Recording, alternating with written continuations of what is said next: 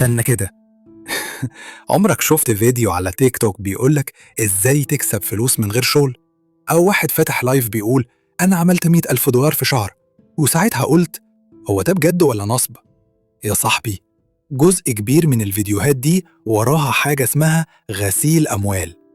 والله، مش بس أفلام مافيا ولا كازينوهات، ده بقى قدامنا كل يوم على موبايلاتنا. غسيل الأموال ده ببساطة عملية بيحاولوا فيها يحولوا الفلوس الوسخة لفلوس نظيفة تبان قانونية، والموضوع بيتلخص في 3 خطوات. 1. الإيداع، يدخلوا الفلوس بأي شكل، بنك، مطعم، أو حتى هدايا تيك توك. 2. التغطية، يلفوا الفلوس بين حسابات ومنصات ودول عشان يضيعوا أثرها. 3. وفي الآخر الفلوس تبان كأنها أرباح قانونية 100%.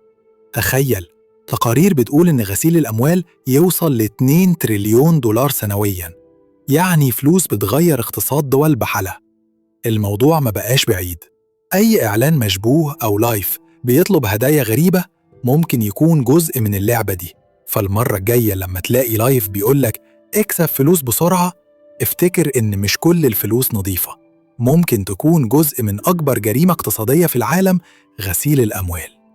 اشترك في القناة وفعل الجرس عشان توصلك قصص أخطر وأغرب من كده.